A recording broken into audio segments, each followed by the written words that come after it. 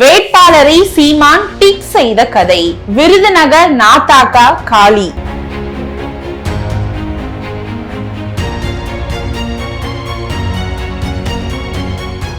தேர்தல் ஆணையம் தேர்தலுக்கான ஆயத்த பணிகளை தொடங்குவதற்கு முன்னதாகவே வேட்பாளர்களை அறிவித்து பிரச்சாரத்தை தூள் கிளப்புவது நாம் தமிழர் கட்சியின் தலைமை ஒருங்கிணைப்பாளர் சீமானின் தனித்துவமான ஸ்டைல். ஸ்ரீவில்லிபுத்தூர் தனி தொகுதியின் 2026 சட்டமன்ற தேர்தலுக்கான வேட்பாளராக கல்யாணசுந்தரத்தை அண்மையில் அறிவித்திருந்தார் சீமான்.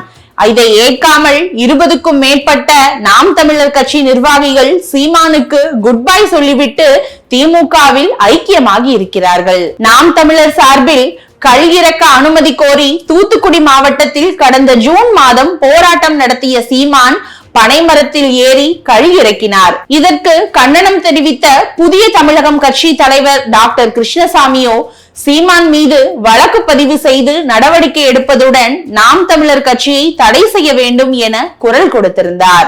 இதனைத் தொடர்ந்து ஆகஸ்ட் மாதம் தேனியில் தேவேந்திர குல வேளாளர் சமூகத்தின் பட்டியல் வெளியேற்ற கோரிக்கையை வலியுறுத்தி பொதுக்கூட்டம் போட்டார் சீமான். இந்த கூட்டத்தில் டாக்டர் கிருஷ்ணசாமியையும் அவரது குடும்பத்தினரையும் ஒருமையில் கடுமையாக விமர்சித்திருந்தார் நாம் தமிழர் கட்சி நிர்வாகியான கல்யாணசுந்தரம். இதை ரசித்த சீமான் அந்த மேடையிலேயே அவரை ஸ்ரீவில்லிபுத்தூர் தொகுதிக்கான வேட்பாளராகவும் அறிவித்தார். இந்த நிலையில் கல்யாணசுந்தரத்தை மாற்ற வேண்டும் என ஸ்ரீவில்லிபுத்தூர் நாத்தாக்கா நிர்வாகிகள் தலைமைக்கு கோரிக்கை விடுத்தனர். அவர்களை அழைத்து பேசிய சீமான், கல்யாணசுந்தரம் தான் வேட்பாளர், நான் சொல்வதை கேட்டால் கேளுங்கள், இல்லாவிட்டால் வெளியேறுங்கள் என சொன்னதாக தகவல் கூறுகின்றன.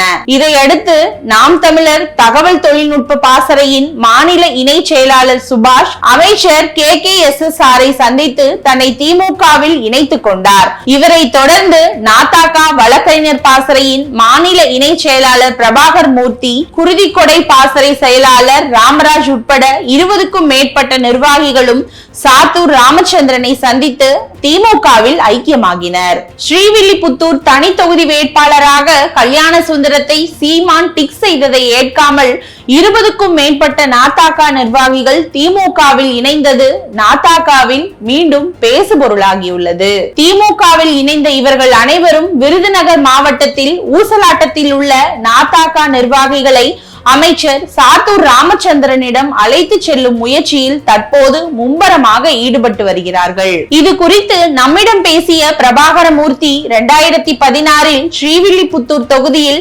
நாத்தாக்கா சார்பில் இதே கல்யாணசுந்தரம் போட்டியிட்டு 3833 வாக்குகள் பெற்றார்.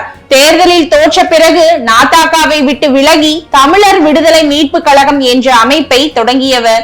பட்டியலினத்தில் உள்ள பிற சமூகங்களுக்கு எதிராகவும் பிற்படுத்தப்பட்ட சமூகங்களுக்கு எதிராகவும் தொடர்ந்து அவதூறு கருத்துக்களை பரப்பி வந்தார். இதே நபர்தான் 2019 மக்களவை தேர்தலில் விருதுநகரில் நாத்தாக்கா வேட்பாளராக போட்டியிட்ட சீமானின் உறவினரை எதிர்த்தும் போட்டியிட்டவர். 2021 தேர்தலில் அதிமுகவுக்கு ஆதரவாக பரமக்குடியிலும், 2024 மக்களவை தேர்தலில் தென்காசியில் ஜான் பாண்டியனுக்கு ஆதரவாகவும் வேலை செய்தவர். இப்படிப்பட்ட நபரை மீண்டும் வேட்பாளராக அறிவித்தால் மக்கள் மத்தியில் எதிர்ப்பு உருவாகும்.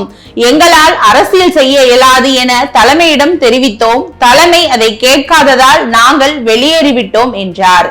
இது தொடர்பாக கல்யாணசுந்தரத்திடம் பேசும்போது, அண்ணன் சீமானின் உத்தரவுப்படி ஸ்ரீவில்லிபுத்தூர் வேட்பாளராக தேர்தல் பணியை தொடங்கி இருக்கிறேன்.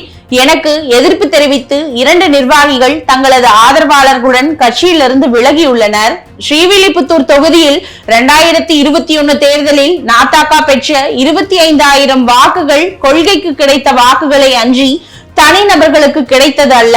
அதே சமயம் நாம் தமிழரை விட்டு விலகிய நபர்கள் நாத்தாக்கா கொள்கைக்கு நேர் எதிரான திமுகவில் இணைந்திருப்பது ஆதாயத்திற்காக மட்டுமே என்று அவர் தெரிவித்தார்.